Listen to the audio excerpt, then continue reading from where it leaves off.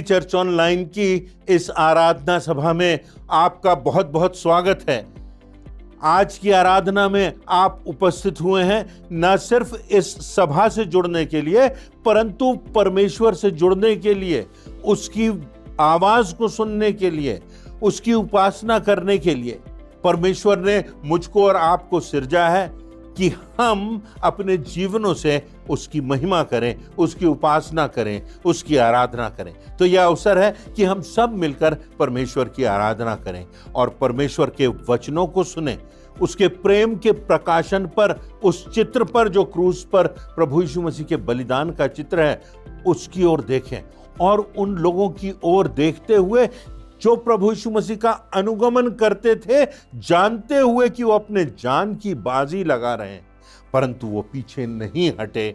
आज उस साहस के साथ, उस प्रतिबद्धता के साथ, उस समर्पण के साथ, उस खराई के साथ, उस निर्भीकता के साथ आगे बढ़ने की जरूरत है इस समय में। तो आइए आज हम परमेश्वर के वचन की प्रेरणा से, उसकी संगति से, आज की इस आराधना से अपने जीवन को विश्वास योग्यता से परमेश्वर की निकटता में लाते हुए आगे बढ़ते हैं। आपका बहुत बहुत स्वागत है। परमेश्वर आपको आशीषित करेगा, इस बात की निश्चितता है। आइए हम सब आराधना में आगे बढ़ते हैं। आपको प्रभु यीशु के मधुर नाम में नमस्कार। हिंदी चर्च ऑनलाइन आराधना में आप सभी का स्वागत करती हूँ। आराधना में जाने से पूर्व हम परमेश्वर की आशीष एवं उसकी उपस्थिति के लिए प्रार्थना करेंगे। आइए हम प्रार्थना करें। पिता परमेश्वर, हम धन्यवाद करते हैं सारी आशीषों के लिए। धन्यवाद करते हैं पिता परमेश्वर इस दिन के लिए। धन्यवाद करते हैं कि पिता परमेश्वर आपने एक और अवसर दिया कि हम आपके वचनों को सुन सकते हैं, आपके गीतों को गा सकते हैं। पिता परमेश्वर, धन्यवाद देते हैं इस समय के लिए। धन्यवाद देते हैं अपने वक्ता के लिए। उनके जीवन पर आपकी आशीष और बरकत का हाथ चाहते पिता। जो कुछ भी वो बोले पिता, वो आपकी ओर से हो। हम सब उसे सुने, ग्रहण करें और उस पर चलने वाले हो सके पिता परमेश्वर, और अपने विश्वास को अंतिम समय तक मजबूती से थामते हुए, आपका हाथ थामते हुए आगे बढ़ने वाले हो सके पिता। सारा आदर महिमा पूरी आराधना पर चाहते हुए इस प्रार्थना को प्रभु यीशु मसीह के नाम से मांगते हैं, आमीन। वचन में इस प्रकार से लिखा है, आओ हम यहोवा के लिए ऊंचे स्वर से गाएं, अपने उद्धार की चट्टान का जय जयकार करें। हम धन्यवाद करते हुए उसके सन्मुख आएं और भजन गाते हुए उसका जय जयकार करें। हमारा परमेश्वर महिमा और स्तुति के योग्य है। बड़े उत्साह के साथ परमेश्वर के आदर और महिमा में हम कुछ गीत और कोरस गाएंगे।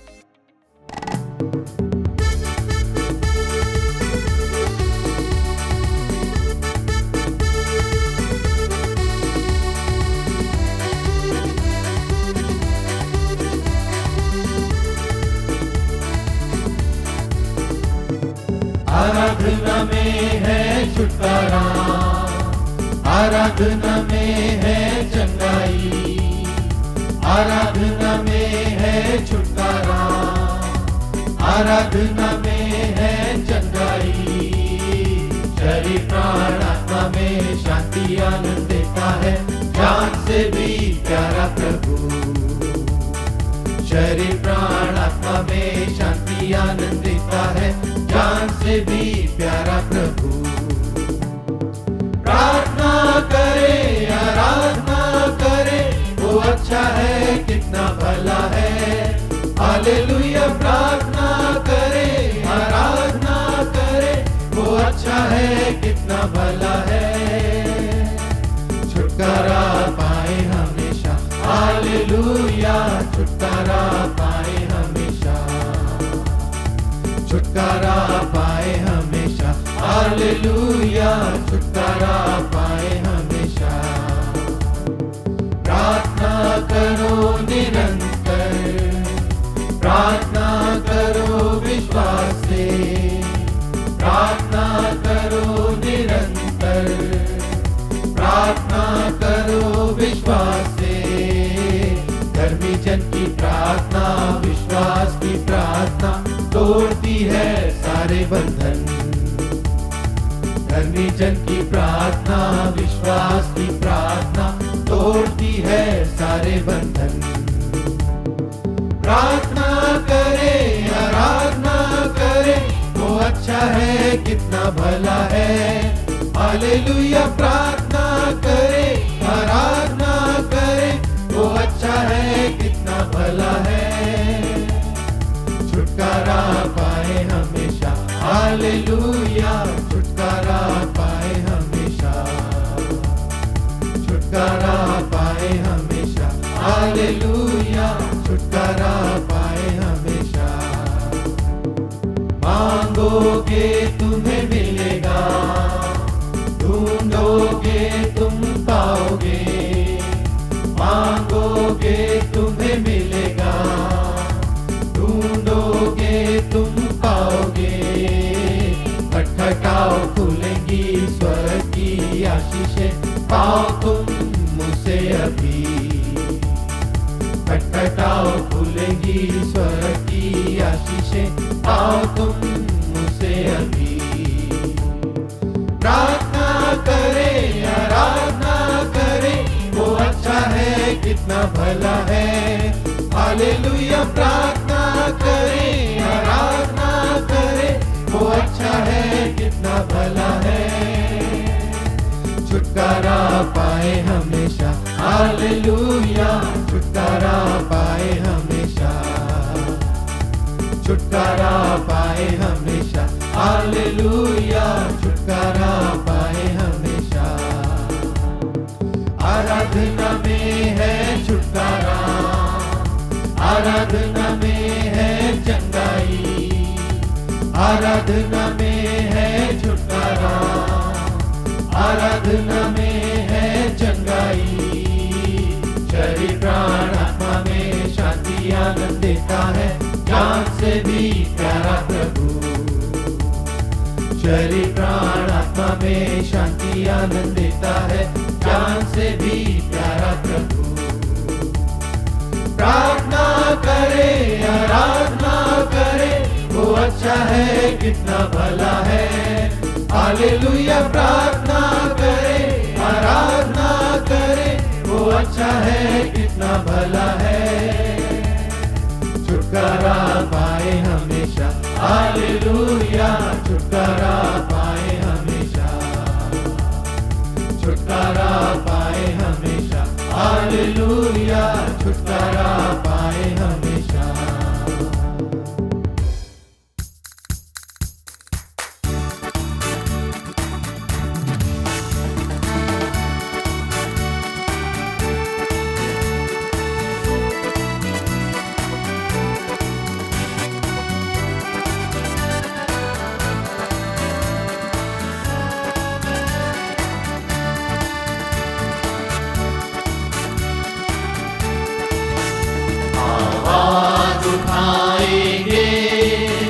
हम साथ बजाएंगे, है यीशु महान अपना, ये गीत सुनाएंगे। आवाज उठाएंगे, हम साथ बजाएंगे, है यीशु महान अपना, ये गीत सुनाएंगे। आवाज उठाएंगे, संसार की सुंदरता में ये रूप तो तेरा ही। इन चांद सितारों में है अक्स तो तेरा ही। संसार की सुंदरता में ये रूप तो तेरा ही। इन चांद सितारों में है अक्स तो तेरा ही। महिमा की तेरी बातें हम सबको बताएंगे, है यीशु महान अपना, ये गीत सुनाएंगे। आवाज उठाएंगे, दिल तेरा खजाना है, एक पाक मोहब्बत का, पा न सका कोई। उल्फत का। दिल तेरा खजाना है एक पाक मोहब्बत का, पा न सका कोई सागर है तू उल्फत का। हम तेरी मोहब्बत से दिल अपना सजाएंगे, है यीशु महान अपना ये गीत सुनाएंगे। आवाज उठाएंगे, ना देख सका हमको तू पाप के सागर में, और बन के मनुष्य आया आकाश से सागर में। ना देख सका हमको तू पाप के सागर में, और बन के मनुष्य आया आकाश से सागर में। मुक्ति का तू दाता है, दुनिया को बताएंगे, है यीशु महान अपना ये गीत सुनाएंगे। आवाज उठाएंगे, हम साज बजाएंगे, है यीशु महान अपना ये गीत सुनाएंगे। आवाज उठाएंगे। प्रभु यीशु मसीह के शिष्यों में से 3 शिष्य ऐसे थे जिनसे प्रभु का अंतरंग संबंध था, जिनमें पतरस, याकूब और यूहन्ना। यूहन्ना प्रभु का सबसे छोटा शिष्य था। इतिहासकारों के मत के अनुसार उस समय यूहन्ना की आयु लगभग 20 वर्ष की रही होगी जब उसने यीशु का अनुगमन करना प्रारंभ किया था। यूहन्ना एकमात्र ऐसा शिष्य था जिसने प्रभु पर विश्वास किया था और प्रभु यीशु मसीह ने भी उस पर विश्वास किया था। ये दोनों तरफ की बात है। यूहन्ना ने प्रभु यीशु की माता मरियम के भविष्य के उत्तरदायित्वों को पूर्ण किया और एक बेटे के समान यीशु की माता की देखभाल की थी। यूहन्ना ने अपनी लेखनी में प्रभु यीशु मसीह का वर्णन आदि से प्रारंभ किया था, उसकी दिव्यता को प्रकट किया था। यूहन्ना प्रभु यीशु मसीह के डिवाइन नेचर को, उसके परमेश्वरत्व को समझने पाया था, और उस आयाम को समझने के बाद उसने संपूर्णता से प्रभु यीशु मसीह की दिव्यता को, उसके परमेश्वरत्व को प्रकाशित करने का प्रयास अपनी लेखनी के द्वारा किया था। यूहन्ना रचित सुसमाचार के पहले अध्याय की पहली कुछ आयतों में यीशु का परिचय कुछ इस प्रकार से यूहन्ना ने दिया था। उसने लिखा था, आदि में वचन था और वचन परमेश्वर के साथ था और वचन परमेश्वर था। यही आदि में परमेश्वर के साथ था। वह जगत में था और जगत उसके द्वारा उत्पन्न हुआ और जगत ने ही उसे ना पहचाना। और वचन देहधारी हुआ और अनुग्रह और सच्चाई से परिपूर्ण होकर हमारे बीच में निवास किया, और हमने उसकी ऐसी महिमा देखी जैसे पिता के इकलौते की महिमा। आज हम यूहन्ना के जीवन के आधार पर, उसकी शिक्षाओं के आधार पर विचार करेंगे और देखेंगे कि कौन सी बातें हैं जो हमारे जीवन के लिए उपयोगी हो सकती हैं।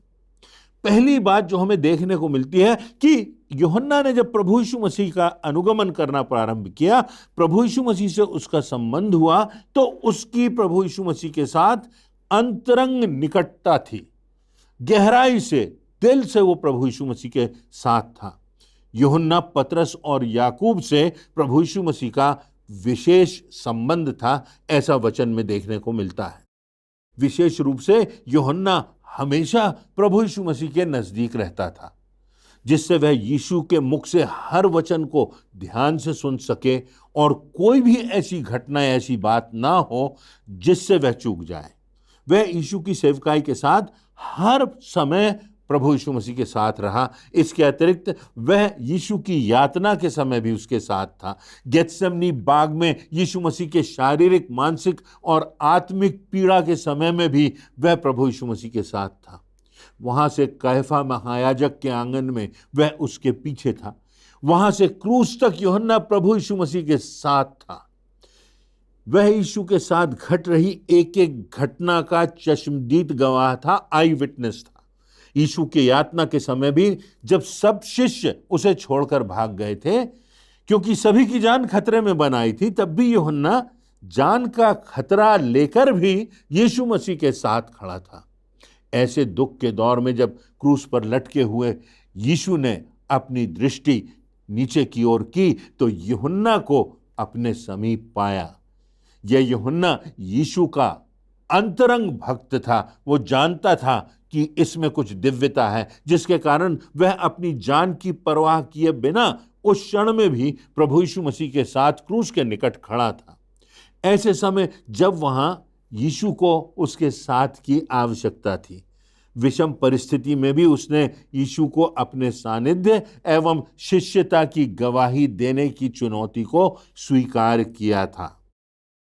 तो यह बात हमको देखने को मिलती है और सीखने को मिलती है कि यदि प्रभु यीशु मसीह का हम अनुगमन करते हैं तो हमको संपूर्ण हृदय से प्रभु यीशु मसीह का अनुगमन करना है, उसकी बातों को ध्यान से सुनना है, उसके आश्चर्य कर्मों पर गौर करना है और देखना है उसकी दिव्यता को, उसके परमेश्वरत्व को, क्योंकि प्रभु यीशु मसीह इस संसार में परमेश्वर के परमेश्वरत्व को प्रकट करने आया था।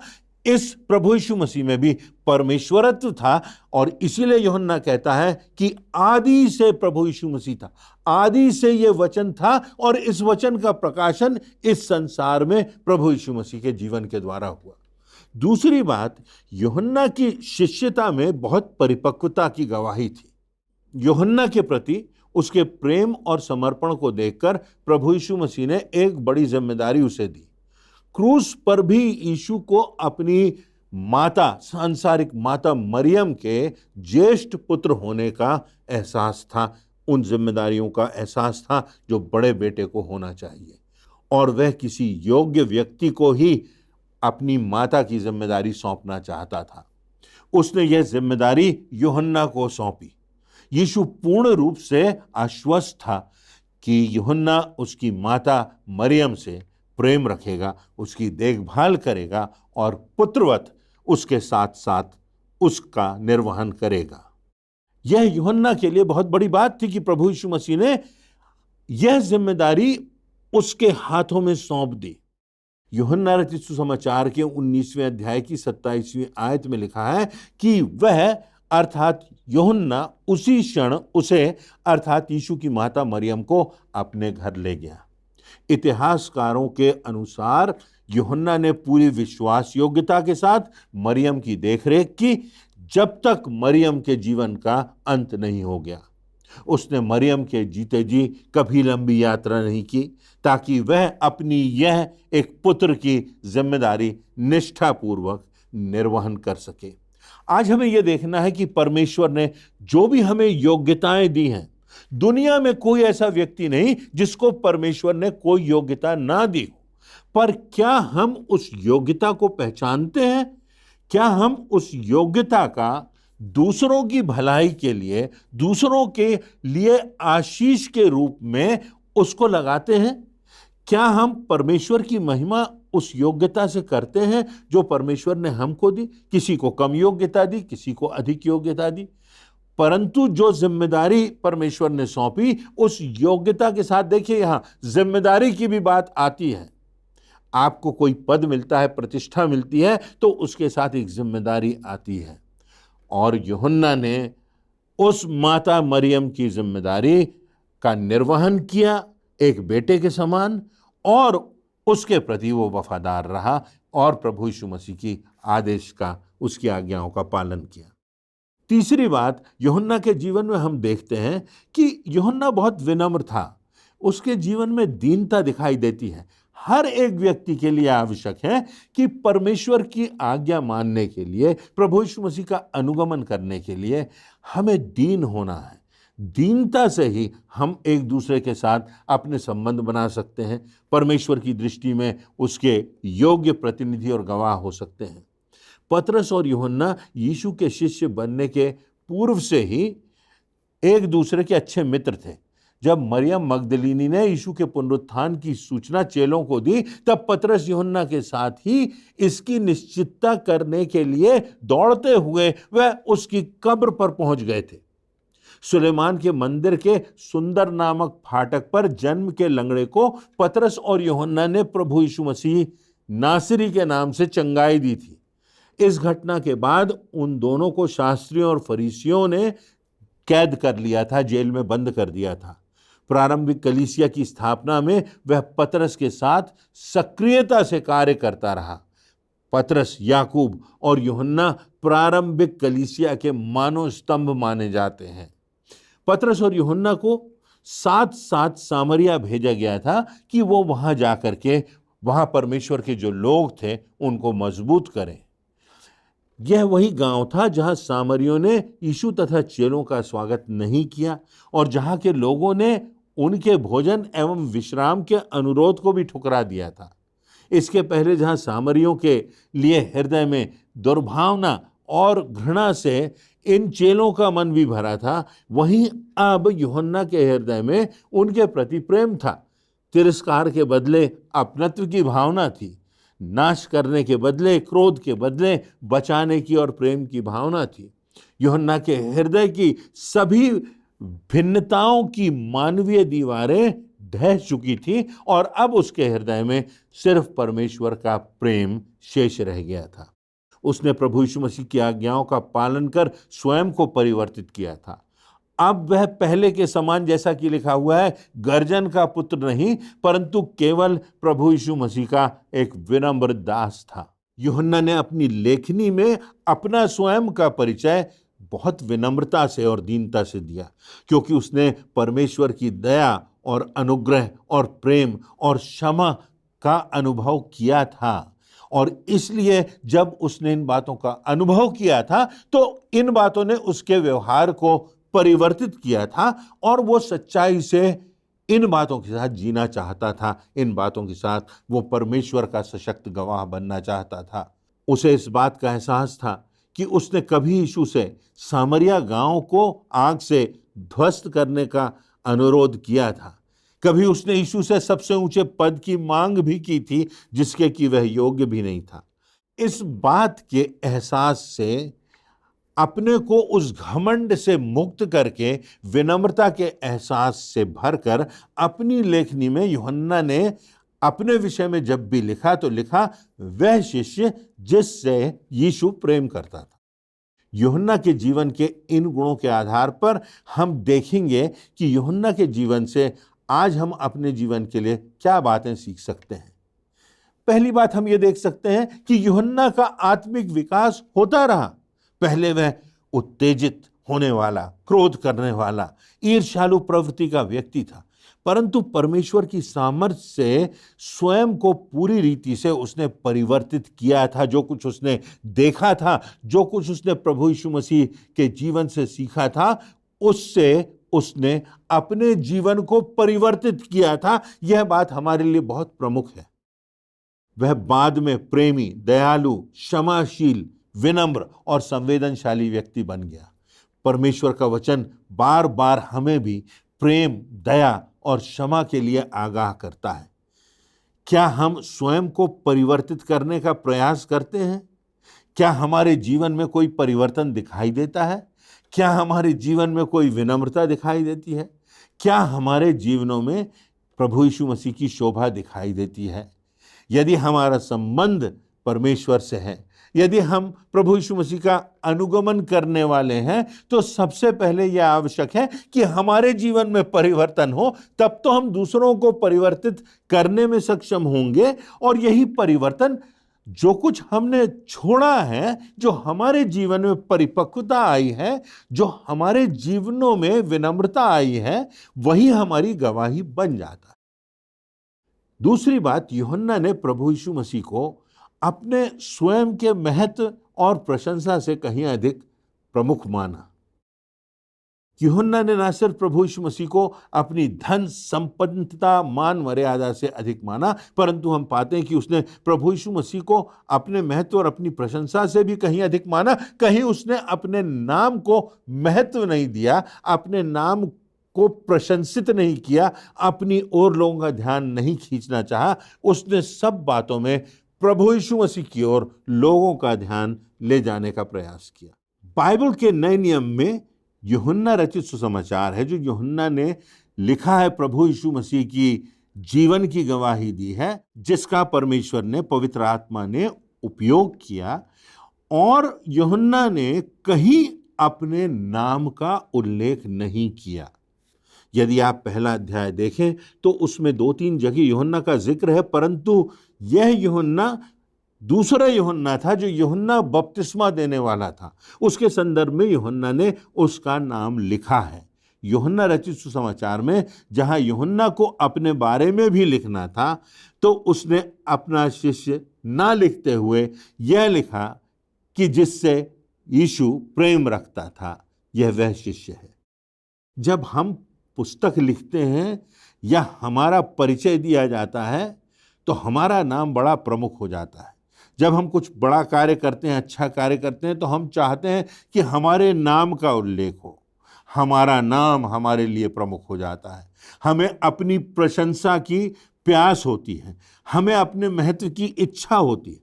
परंतु जब यूहन्ना ने सुसमाचार लिखा तो उसने प्रभु यीशु मसीह की बातों को, उसकी दिव्यता को, उसके ईश्वरत्व को, उसके कार्यों को, उसके राज्य को इतना अधिक प्रमुख जाना कि उसके सामने अपना नाम लिखना उचित नहीं समझा, क्योंकि वो जानता था कि उसमें परमेश्वरत्व है, उसमें डिवाइन नेचर है, वो आदि से था, उसके द्वारा सारी सृष्टि की सृजना हुई। तो फिर मैं कौन हूं जब मैं उसके विषय में लिख रहा हूं? तो यूहन्ना सोचता है कि मेरा क्या अस्तित्व उसके सामने, और इसीलिए उसने अपने नाम का जिक्र नहीं किया। उसके लिए इस बात को लिखना प्रमुख नहीं था कि उसने प्रभु यीशु मसीह के लिए किन किन बातों का त्याग किया, कौन कौन सी ऐसी बातें थीं जिन्हें उसने प्रभु यीशु मसीह के लिए छोड़ दिया। उसके लिए जो बात प्रमुख थी वह यह कि प्रभु यीशु मसीह की गवाही हो, उसका प्रचार हो, उसके विषय में लोग ये जाने कि ये प्रभु यीशु मसीह हमें मार्ग, सत्य और जीवन बनकर हमारे लिए परमेश्वर की ओर से प्रकट हुआ है। लोग यह जाने कि प्रभु यीशु मसीह को जिसने देखा उसने परमेश्वर को देखा। जिसने प्रभु यीशु मसीह के व्यक्तित्व को देखा, उसके गुणों को देखा, उसने परमेश्वर का प्रकाशन उनमें देखा। यूहन्ना के लिए यह प्रमुख था कि लोग जाने कि प्रभु यीशु मसीह को स्वीकार करना, उसके गुणों का आत्मसात करना आवश्यक है। उसने उसके भेजने वाले को ग्रहण किया। यूहन्ना चाहता था कि लोग यह जाने कि वह स्वर्ग और पृथ्वी का अधिकारी है, वह सृष्टिकर्ता है और सब कुछ उसके द्वारा उत्पन्न हुआ। इसलिए जब वह सुसमाचार का प्रारंभ करता है तो अपनी लेखनी में यही बात लिखता है कि आदि में वचन था, वचन परमेश्वर के साथ था और वचन परमेश्वर था और उसी के द्वारा सब कुछ सृजा गया। तीसरी बात, यूहन्ना ने स्वयं अपने जीवन से बढ़कर प्रभु यीशु मसीह को प्रमुखता दी, प्राथमिकता दी और अंतिम समय तक वह विश्वास योग्य बना रहा। क्रूस की छाया में वो खड़ा रहा। सारे चेले तितर बितर हो गए, वे प्रभु यीशु मसीह को छोड़कर भाग गए और प्रभु यीशु मसीह क्रूस पर लटका हुआ है और वहां मात्र यूहन्ना खड़ा हुआ है। इतिहासकार बताते हैं कि यूहन्ना ने ऐसे कठिन समय में अपने जीवन को जोखिम में डाला जब उसकी हत्या भी हो सकती थी। पतरस भी भाग गया था क्योंकि उसे डर था कि कहीं उसको पकड़कर मार न डाला जाए, और यह संभावना यूहन्ना के लिए भी थी कि उसको आजीवन बंदीगृह में डाल दिया जाता, उसको मृत्यु दंड दिया जाता, क्योंकि वह प्रभु यीशु मसीह के प्रति क्रूस पर लटके हुए उस दंडित और शापित व्यक्ति के प्रति जो शासन के अनुसार दंडित ठहराया गया था, उसके प्रति संवेदनशीलता दिखाता है। तो ऐसे व्यक्ति को भी मृत्यु दंड की सजा हो सकती थी, परंतु उसने उस बात को जानते हुए भी अपने प्राणों की परवाह ना करते हुए प्रभु यीशु मसीह के प्रति विश्वास योग्यता और आज्ञाकारिता का परिचय दिया। हमारे जीवन में जब तक सब कुछ अच्छा है, जब तक सब कुछ सकारात्मक है, जब तक सब कुछ हमारे हिसाब से चल रहा है, हमारा आदर है, सम्मान है, संपन्नता है, तब तक प्रभु यीशु मसीह के पीछे चलना आसान है। परंतु उस स्थिति में जब प्रभु यीशु मसीह असहाय है, अकेला है, उसकी निंदा की जा रही है, उस समय में जब प्रभु यीशु मसीह के नाम से विश्वास करने वालों पर सताव आ रहा है, उस समय में जब हमारे जीवन में विषमता आ रही है, उस समय में जब हमारी इच्छा पूरी नहीं हो रही, उस समय में जब हमारे जीवन संकट के काल में है, तब क्या हम अपने विश्वास में स्थिरता से, दृढ़ता से प्रभु यीशु मसीह के साथ खड़े होंगे, उसकी गवाही देंगे, उसके विश्वास में बने रहेंगे। संतों की जीवनी के ऐतिहासिक संग्रह के अनुसार मरियम की मृत्यु तक यूहन्ना ने यरूशलेम और उसके आसपास ही प्रचार किया। परंतु मरियम की मृत्यु के बाद उसने एशिया माइनर के विभिन्न शहरों में, विभिन्न देशों में जाकर के प्रचार किया। यूनान के कई स्थानों पर जाकर उसने वहाँ पर प्रचार किया, कलीसियाओं की स्थापना की। वहाँ से वो एफेसस को गया। सम्राट डोमिशियन तथा अन्य प्रमुख रोमी शासकों ने यूहन्ना को पतमुस द्वीप में निर्वासित कर दिया, वहाँ भेज दिया गया। यह नीरो की मृत्यु के एकदम बाद तथा पहली शताब्दी के समय की बात है। इसी पतमुस द्वीप में यूहन्ना को अंतिम दिनों के समय के पूर्व विश्वासियों पर सताव, शैतान का अंत तथा प्रभु यीशु मसीह और विश्वासियों की अंतिम विजय के संबंध में दिव्य दर्शन मिले। इस दर्शन को उसने प्रकाशित वाक्य में एक विशिष्ट शैली में चित्रित किया। जब डोमिशियन सम्राट की मृत्यु हुई तो नया सम्राट राजगद्दी पर पदासीन हुआ और तब परिस्थितियां बदली।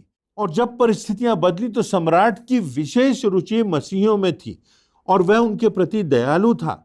उसने मसीहियों के प्रति रोमी शासन द्वारा होने वाले अत्याचारों पर रोक लगाई। उसने 96 AD में यूहन्ना को वापस एफेसुस बुलवाया। यूहन्ना अपने जीवन के अंतिम वर्षों में एफेसुस में रहा। यीशु मसीह का मात्र यही एक चेला था जिसको पूरी उम्र जीने के बाद स्वाभाविक मृत्यु प्राप्त हुई। ये एक और विशिष्ट बात यूहन्ना के संदर्भ में थी। शेष चेलों की तो हत्या करा दी गई। तो हमने आज यूहन्ना के जीवन पर जिन बातों पर चर्चा की वो ये कि जिस प्रकार यूहन्ना का आत्मिक विकास हुआ, हमारे जीवन में भी वो परिपक्वता में हमको निरंतर आगे बढ़ते जाना है। कल से आज हमें बेहतर बनना है, बेहतर बनाना है। अपने जीवन को ईश्वरीय ज्ञान से, सच्चाई से, परमेश्वर के मार्ग पर परिपक्वता से आगे बढ़ाते जाना है। यूहन्ना ने प्रभु यीशु मसीह को अपने जीवन से, अपनी लेखनी से, अपने गुणों से, अपनी प्रशंसा से अधिक माना। कितनी बार हमारी ऐसी इच्छा हो जाती है कि हमारा नाम हो, हमारी प्रशंसा हो, हमने कुछ किया तो उसकी क्रेडिट हमको मिले। परंतु हमारे जीवन में जो भावना होना चाहिए वो ये कि जिसने हमें जीवन दिया है, जिसने हमको माता के गर्भ में रचा है, जिसने इस जीवन के समापन के बाद भी हमारे लिए अनंत जीवन की तैयारी की है, हमारे लिए अद्भुत भवन बनाया है, अद्भुत योजना बनाई है मृत्यु के बाद, एक अद्भुत साम्राज्य में हम प्रवेश करते हैं जिसका कोई अंत नहीं, जिसे अनंत जीवन कहा गया है। तो हमारा ध्यान उस पर केंद्रित हो।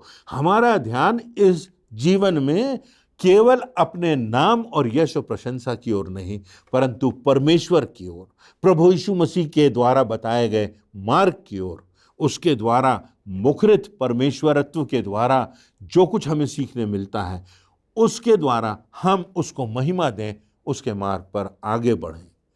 और तब हमने ये देखा कि प्रभु यीशु मसीह की दृष्टि में यूहन्ना विश्वास योग्य बना रहा।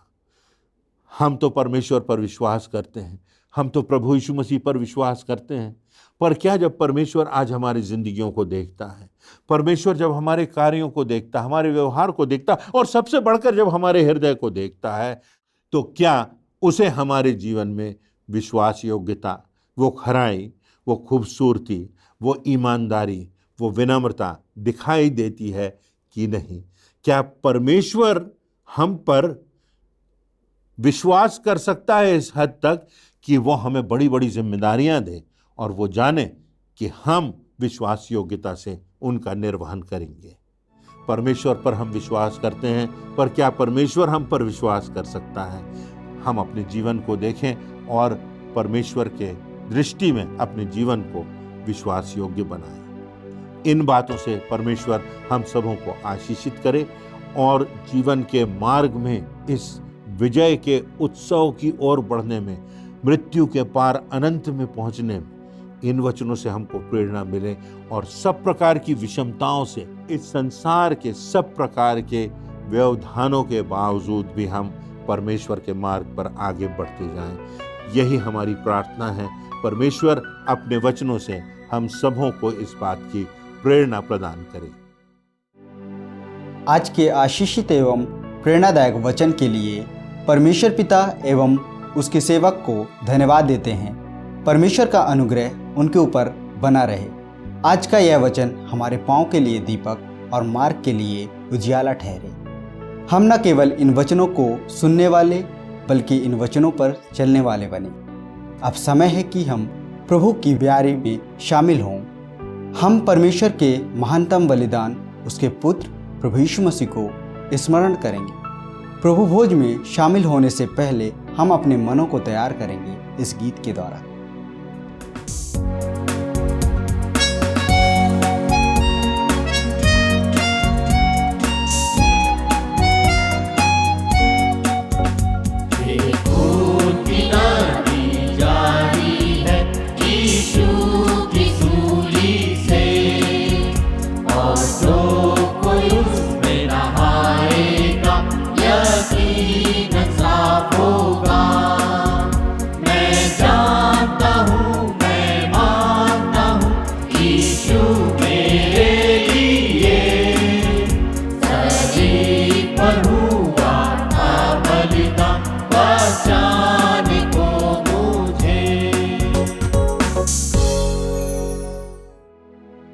आइए हम प्रभु भोज में शामिल हों। प्रभु यीशु ने जिस रात वह पकड़वाया गया, रोटी ली और धन्यवाद करके उसे तोड़ी और कहा, ये मेरी देह है जो तुम्हारे लिए है, मेरे स्मरण के लिए यही किया करो। इसी रीति से उसने ब्यारी के पीछे कटोरा भी लिया और कहा, यह कटोरा मेरे लहू में नई वाचा है, जब कभी पियो मेरे स्मरण के लिए यही किया करो। क्योंकि जब कभी तुम इस रोटी में से खाते और इस कटोरे में से पीते हो तो प्रभु की मृत्यु को जब तक वह ना आए प्रचार करते हो। आइए हम इस ब्यारी के लिए प्रार्थना करें। महिमा के सिंहासन पर विराजमान स्वर्गीय पिता परमेश्वर, धन्यवाद के साथ तेरी उपस्थिति के अनुभव के साथ तेरे चरणों के पास आए हैं। तेरी आशीषों के लिए धन्यवाद देते हैं। धन्यवाद देते हैं तेरे पुत्र प्रभु यीशु मसीह के बलिदान के लिए, जिसके द्वारा हमें हमारे पापों की क्षमा प्राप्त हुई और अनंत जीवन का उपहार मिला।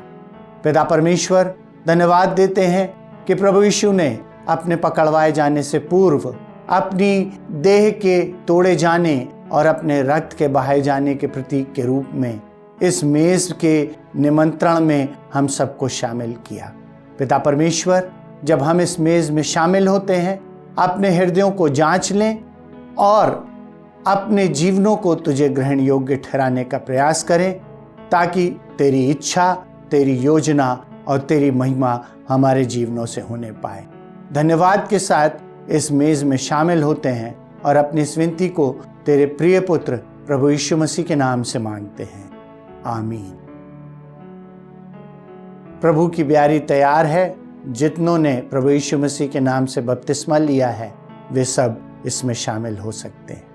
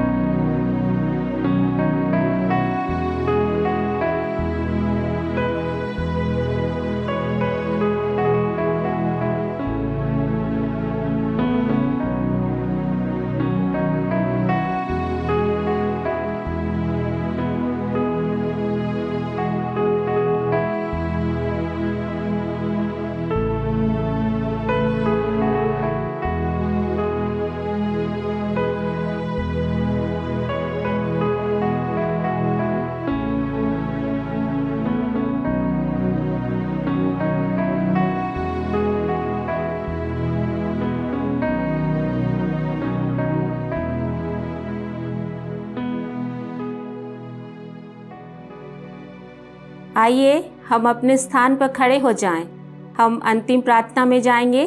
प्रार्थना के बाद प्रार्थना के रूप में कोरस गा लेंगे। उसके पश्चात परमेश्वर की आशीष ग्रहण करके आज की आराधना समाप्त करेंगे। आइए हम प्रार्थना करें। पिता परमेश्वर, हम तेरा धन्यवाद करते हैं कि तेरी उपस्थिति संपूर्ण आराधना पर बनी रही। हमारा गीतों का गाया जाना तुझे ग्रहण योग्य हो सका। वक्ता के द्वारा जो वचन हमारे मध्य में प्रचार किया गया, उस बात के लिए तुझको धन्यवाद देते हैं। ये वचन हमारे जीवनों में बहुतायत से फलवंत होने वाला हो सके। संपूर्ण आराधना पर तेरी उपस्थिति बनी रही, तुझको धन्यवाद करते हैं। जितने भी पिता समाज में बुजुर्ग हैं, बीमार हैं, सब पर तेरी चंगाई का हाथ चाहते हैं। हर एक बात के लिए तुझको धन्यवाद देते हुए इस विनती को प्रभु यीशु मसीह के नाम से मांगती हूँ। आमीन। पवित्र आत्मा, पवित्र आत्मा,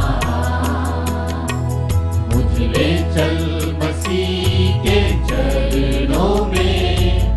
पवित्र आत्मा। आइए हम परमेश्वर पिता की आशीष को ग्रहण करें। अब हमारे परमेश्वर पिता का प्रेम, प्रभु यीशु मसीह का अनुग्रह और पवित्र आत्मा की शांति और सहभागिता हम सबों के साथ अनंत काल तक बनी रहे। आमीन।